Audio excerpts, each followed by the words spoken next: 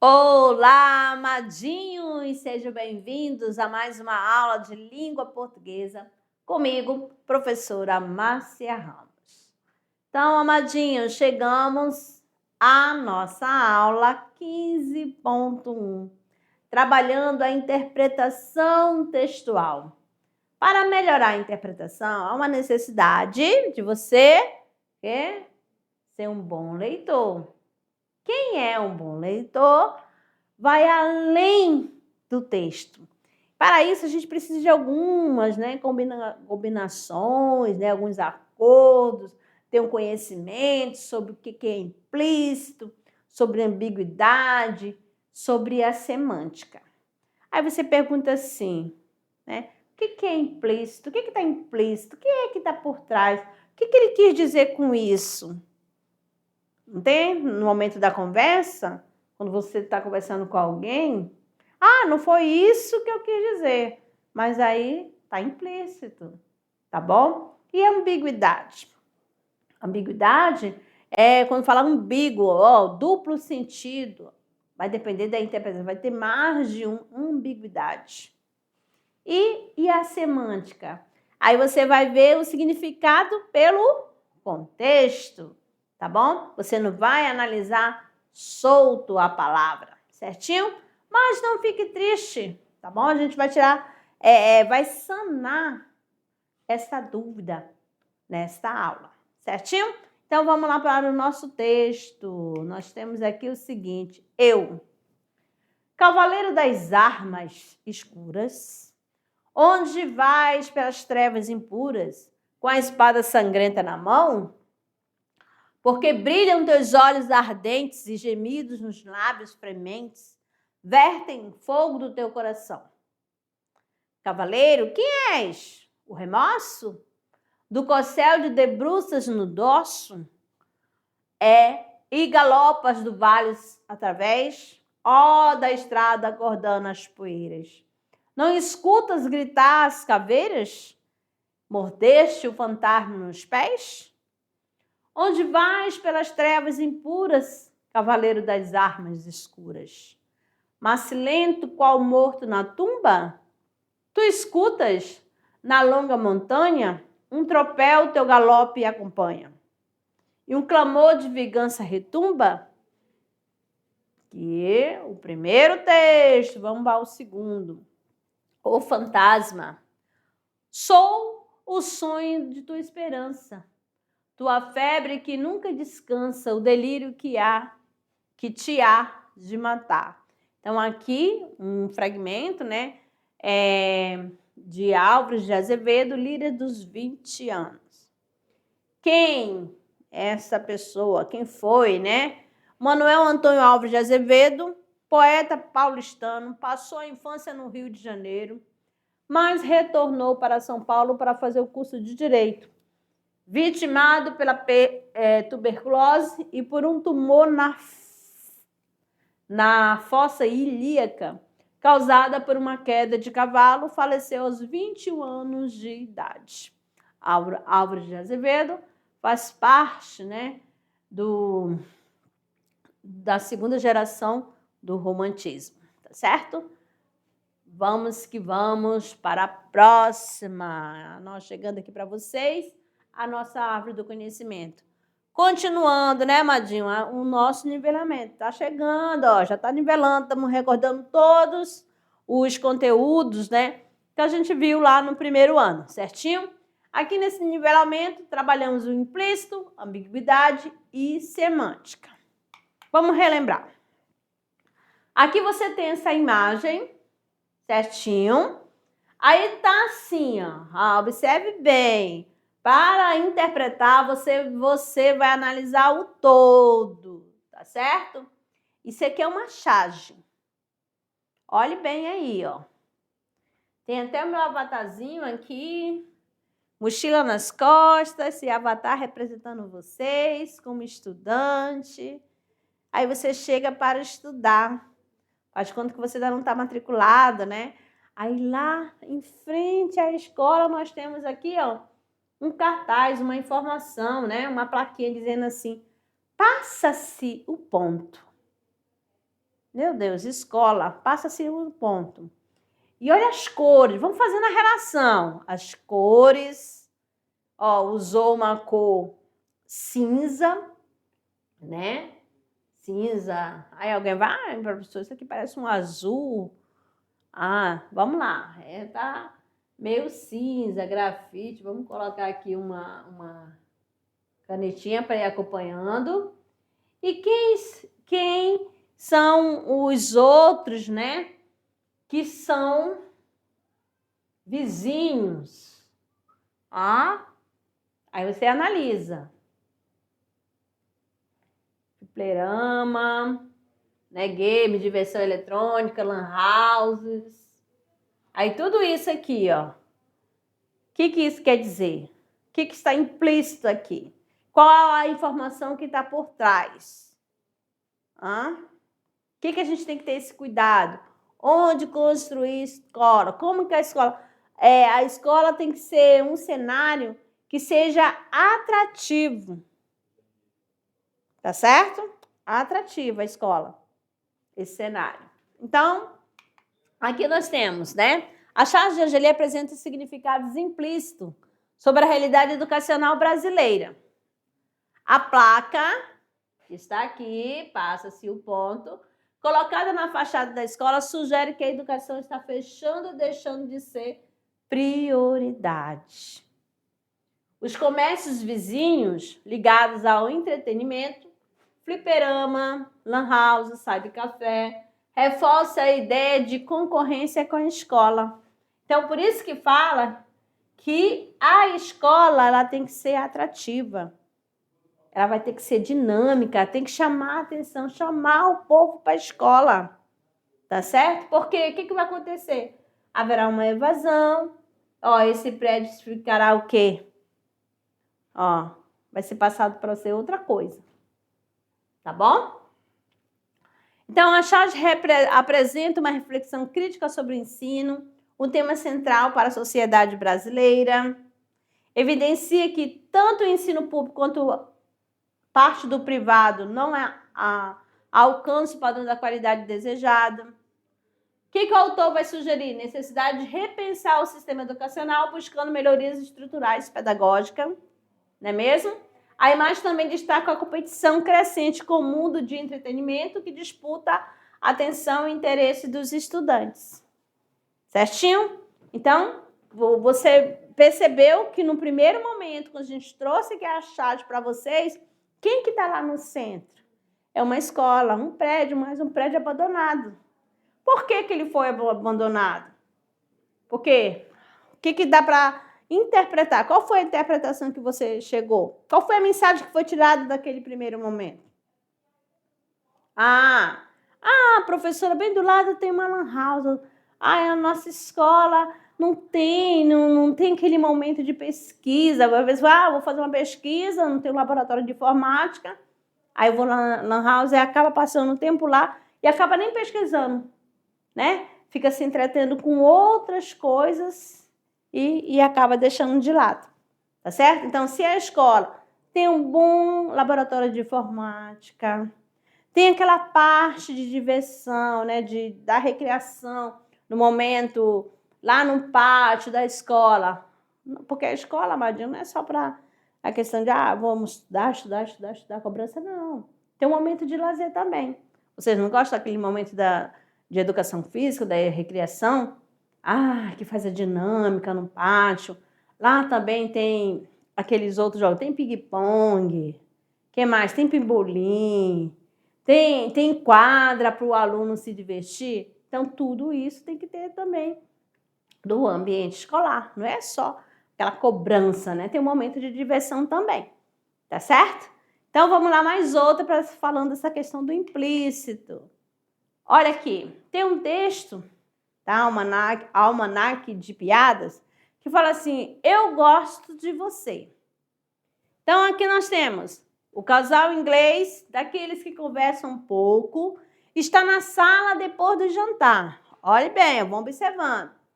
Ela vidrada na TV e ele lê no seu jornalzinho, quieto, lá no canto da poltrona. De repente, Ela volta-se para ele e pergunta: meu bem, você gosta mais de mulher bonita ou inteligente? Ele, distraído, sem tirar os olhos do jornal, ele responde: nem de uma e nem de outra, querida. Você sabe que eu gosto mesmo é de você. Então aqui, você na leitura, aqui não, só tem uma imagem da pessoa ali do lado, que é o meu avatarzinho. Né? Imagina, um casal, ele concentrado lá, sentadinho na poltrona, e a mulher assistindo, né, algum programa, ao programa de TV, e aparece aquela mulher assim, que diz assim que é um modelo. Aí ele, amor, você gosta de mulher inteligente, ou mais bonita? Essa preocupação com a estética, né, que a sociedade passa. Aí ele fala bem assim, né? Poxa, ele tá tão distraído, fala assim, meu amor, eu gosto nem de uma nem de outra, eu gosto mesmo de você. O que está por trás dessa fala do marido? O que dá para perceber aí? Que a mulher, né? Ela não é nem bonita e nem inteligente. Isso que está por trás aí, né? O que está implícito, tá bom? Então, que a mulher não é nem bonita nem inteligente, mas mesmo assim ele gosta dela, né? Ele tem sentimento por ela. Foi assim que você fez a interpretação? Diga aí. Então, dando sequência aqui à nossa aula. Então, aqui, né, fala construída como elogio aparente, mas na verdade funciona como uma ironia. Né? O que é ser irônico, né? Ou uma forma de humor baseada em duplo sentido. A esposa não possui nem beleza nem inteligência, segundo a percepção do marido. Mas ele a ama mesmo assim. Então, aqui, esse humor, esse texto, essa anedota, essa piada foi baseada no quê? Humor baseado na inferência, ironia e ambiguidade. Tá bom? E isso você vai encontrar sempre em charge, em tirinha, tá bom? Em cartoon, em anedotas, que são as piadas, certinho? Sempre usando a questão da ironia para trazer o humor, o cômico. Aí, recursos linguísticos. O que é isso, né? Então, quais recursos que serão utilizados? Eles vão usar verbos factivos, né? Que pressupõem o quê? A verdade. Ou contrafactivos, que pressupõem o quê? A mentira. Então, você vai perceber em cada frase aqui, né, o que pressupõe, tá bom? João sabe que Lia saiu. Olha só, o que isso aqui quer dizer? Pressupõe que seja verdade, né, que Lia saiu. Olha a outra. João imagina que Lia saiu. Aqui já diz o quê? Que é uma mentira. Vai depender do verbo que você utilizar, a pessoa vai ter essa pressuposição. Tá bom? Se é verdade ou se é mentira, só no momento da sua fala. Vamos ver aqui a próxima. Nós temos verbos subjetivos, né? Que implicam um julgamento de valor. João confessou que desviara a verba, aí diz que João é culpado. Então, você não é essa questão do subjetivo. Verbos ou marcadores aspectuais que pressupõem anteriormente que havia um processo. João parou de falar. O que é isso aqui, Esse parou. Isso quer dizer que antigamente João falava.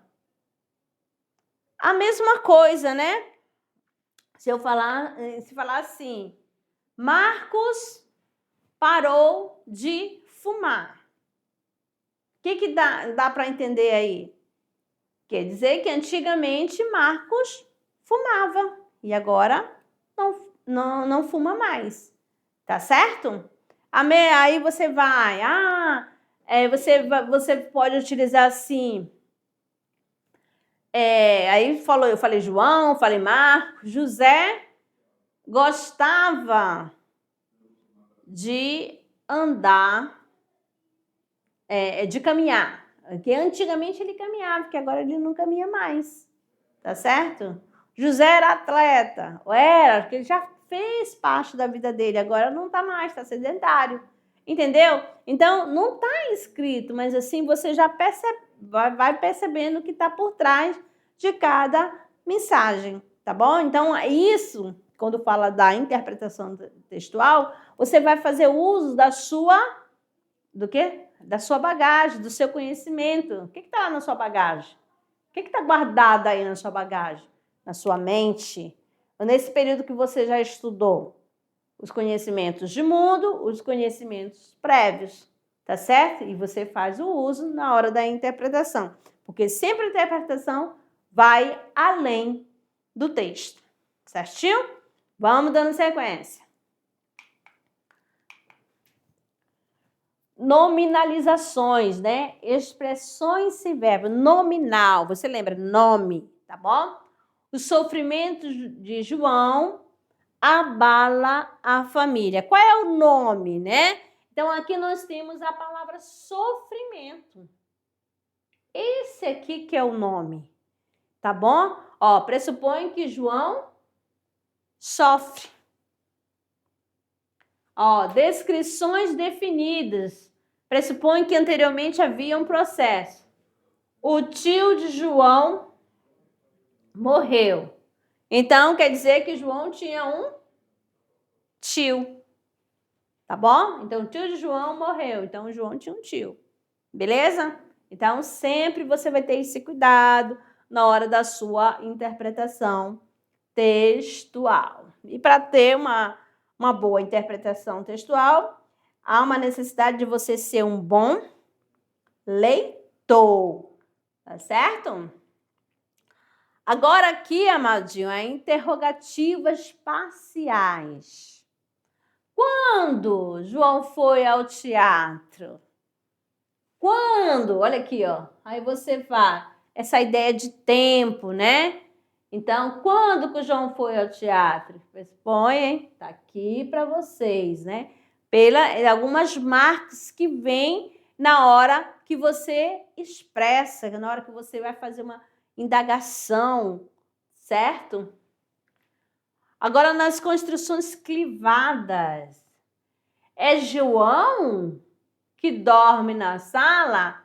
O que está por trás? Que tem alguém na sala, tá certo? Que há mais de uma pessoa, né? Pressupõe que há alguém na sala. Aí, ó, foi usado o quê?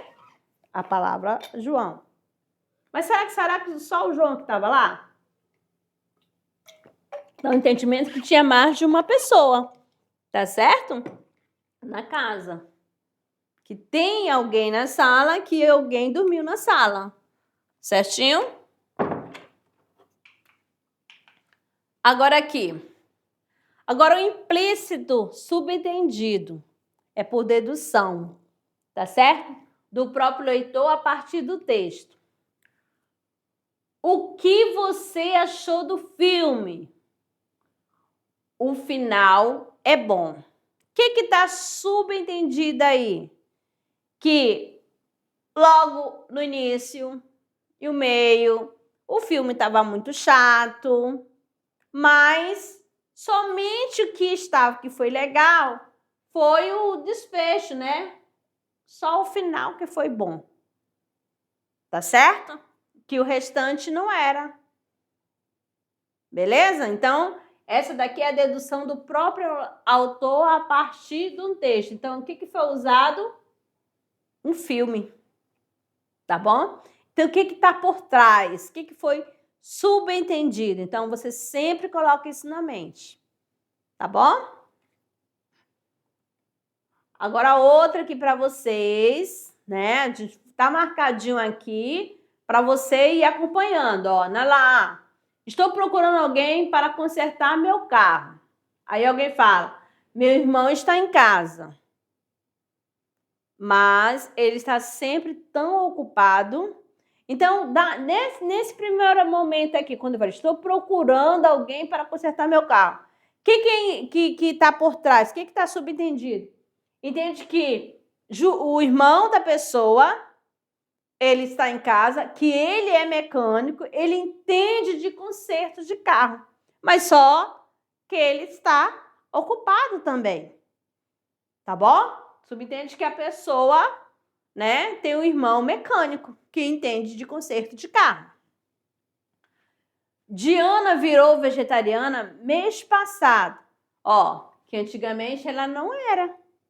Tá certo? Então, vegetariana. Ó, agora aqui, duas pessoas aqui, Daniel e Juliana. Juliana, o que você vai fazer depois da aula do Renato? Aí ele pergunta, você viu a Carla, Daniel? O que tá por trás aí? Daniel faz uma pergunta para Juliana, né? Que pergunta o que ela vai fazer. Ó, ela diz assim, você viu a Carla, Daniel? Quer dizer que ela já tem um compromisso, tá bom? Aí a outra, Bianca, o que você achou do meu novo visual? Aí ela responde assim, ó, então quando você estiver conversando com alguém, aí você já sabe, vai depender da resposta, né? E o que está por trás, o que está subentendido, o que está implícito. O botão da camisa é interessante. Você está dizendo que o resto está ruim? Então, olha só, há outra interpretação, tá certo? Algo que foi dito que ficou nas entrelinhas, tá bom? Por quê? Então, o botão é interessante, então não quer dizer que ela não gostou do visual. Ela só achou interessante o botão da camisa. Você vai voltar a pé a esta hora da madrugada? Ó, o que pode estar por trás, né? Ó, ele pode oferecer uma carona ou também pode ser que está muito tarde para a pessoa andar sozinha, que lá é perigoso, né? Porque quando ele fala assim, a esta hora da madrugada, tá por trás, é oferecer uma carona, tá alertando do perigo, tá bom? E andar sozinho. Quando sair de casa, pegue o casaco. Ó, quando sair de casa, pega o casaco. Quando ele fala para pedir o casaco, o que tá por trás? Que está frio, né? Na rua, né? Que a noite está fria. Ou o dia, tá bom? Tá? Por que tem que pegar o casaco? Se tivesse com sol, ensolarado, não precisaria. Mas se está mais frio, há uma necessidade. Então, esse casaco subtende que está frio. Beleza? Então, são algumas marcas que já traz dentro, né, de uma frase, de um texto. Então, agora, ambiguidade ou anfibiologia. Que é isso, né? Ambiguidade, duplo sentido. Então, apresenta duas frases ou dois sentidos. Ó, José disse a Pedro que encontrara seu pai na feira. E esse pai é o pai de Pedro? Olha só. Ou o pai de José? José disse a Pedro que encontrara seu pai na feira. Então, essa daqui a gente tem que evitar, esse duplo sentido, essa ambiguidade, a gente tem que evitar. Esse seu pai aqui que está marcando, né? A ambiguidade. Ana pediu a Fábio que pegasse sua mochila na sala. Agora, a mochila era de quem? Olha aí, você vai pensar, será que essa mochila era de Ana ou a mochila era de Fábio? Entendeu? Então, sua mochila. Aí o duplo sentido. O menino viu o incêndio da escola. O menino viu o incêndio da escola. Será que é a escola que estava sendo incendiada? Ou esse incêndio é o quê? Ele viu, ele estava lá na escola e viu um outro incêndio. Entendeu? Aí, ó, viu o incêndio. Ou da escola, ele estava na escola vendo outro incêndio. Então, esse duplo sentido aí. Ambiguidade. Agora aqui, ambiguidade é a polissemia. São, ó, duplo sentido e vários sentidos ao mesmo tempo, né? Polissemia, vários sentidos, e esse poli vai depender do contexto para ser analisado dentro do texto. Aqui, vendo o pôr do sol. Aqui você tem uma placa, um rapaz, um garotinho, vendo o pôr do sol segurando uma placa, tá certo? Aí, quanto quer pelo pôr do sol? Ele fica até irritado, ó, não está vendo, eu estou vendo o pôr do sol, tá certo? Aí, esse vendo aí, ó, tem o vendo de ver, né? De ficar apreciando, ou vendo de vender, ou se desfazer. Então, deu esse sentido, né? E no final ele fala o seguinte: aproveite para ver também. Então, ele está apreciando o pôr do sol, não está vendendo. A ambiguidade aqui presente no verbo visual, muito comum em charge, cartoon. Aí você vai analisar aqui pela essa charge aqui, ó. Ó, você vê que é uma loja, tanto que tá aqui, ó, bem aqui em destaque, loja. E logo tem uma placa, né, uma informação, não trocamos roupas íntimas. Então, você percebe que aqui, ó, pela prateleira, você vê pelos nichos aqui que são peças íntimas, né, lingeries. Aí o rapaz, ele vê, o foco é aqui e diz o quê? Porcona. Então, ele teve essa questão, uma outra interpretação, tá certo? A ambiguidade, duplo sentido. Então, poxa, ele pensou o quê? A moça não trocava, né, as suas peças íntimas. Certinho? Além do verbo visual, né? Esse verbo visual, você vai ver a imagem e você vai ver também as palavras. Isso tudo para interpretar. Nós temos aqui para vocês, ambiguidade visual, tá? Ali era verbo visual, que você vai fazer uso tanto das palavras do texto quanto a imagem. E aqui, o que nós temos? Nós temos somente a imagem, tá bom? O que você observa? Aqui, o que você consegue visualizar? Qual a imagem, ou quais as imagens que estão presentes nesse primeiro quadro, no segundo e no terceiro? Tempo para vocês. O que você consegue visualizar? Ah, muito bem. Aqui nós temos, né, na primeira imagem, duas moças, não é mesmo? Duas moças. E aqui é o quê? Duas moças, vamos supor, no campo. Duas camponesas. Mas também, por outro lado, você consegue visualizar uma face, né? Um rosto de uma moça. Aqui você consegue ver os olhos, o nariz, né? A boca, certinho? Um rosto. E o que mais? Vamos para a segunda. Nós temos aqui um tronco de uma árvore seca, né? Uma árvore seca no entardecer ou no amanhecer, não importa, né? E aqui representava o sol, ou a lua, né? Esse foco. Mas também nós temos um casal. Por que eu falo um casal, né? Duas faces. Aqui uma e aqui a outra. Tá certo?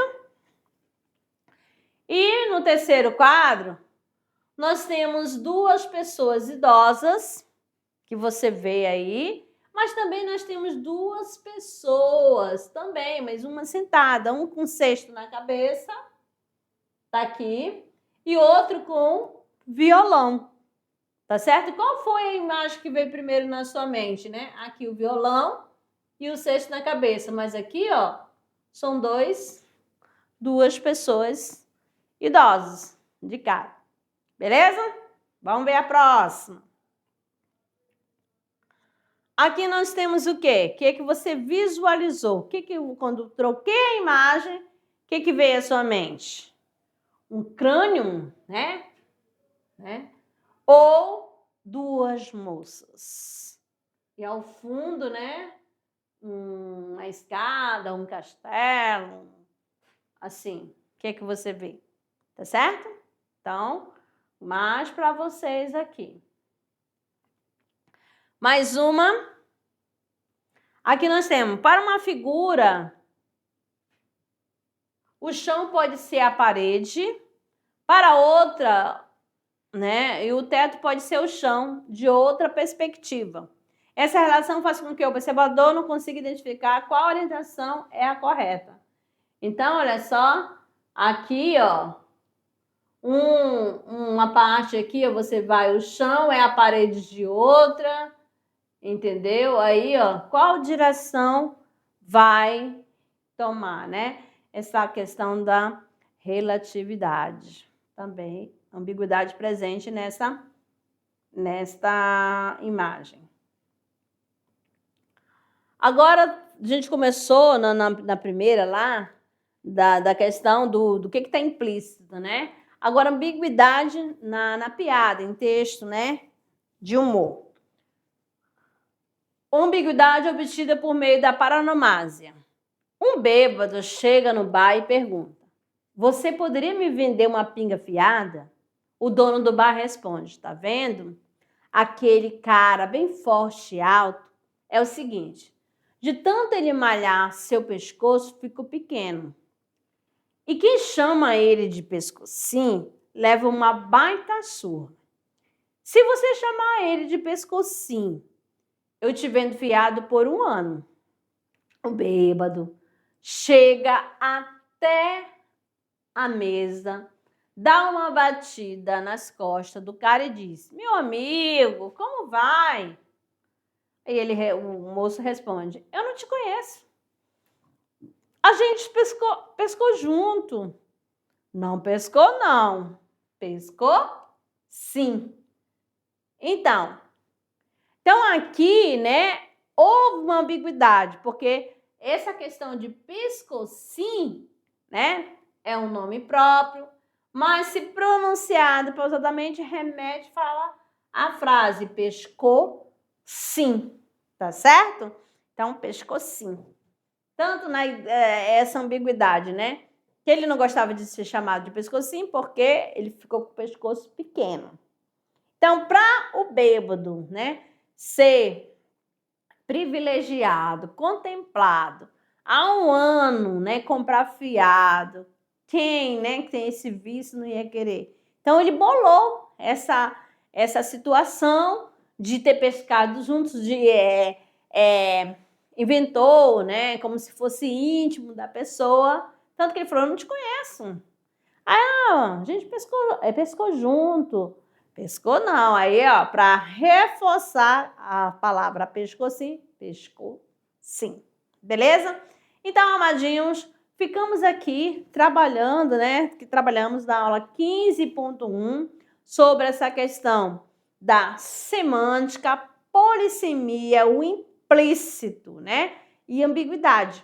Então, quando fala da polissemia, vários sentidos que tem uma palavra. Você vai precisar do contexto para entender em qual sentido que ela está dentro do contexto, dentro de uma oração, dentro de uma frase. E quando fala da ambiguidade, né? A ambiguidade, duplo sentido, usado bastante em tirinhas, em charge, e do implícito. O que está por trás da mensagem, tá certo? O que ele quis dizer? Certinho? Então, ficamos por aqui. Daqui a pouco eu volto com a nossa revisão. Até lá!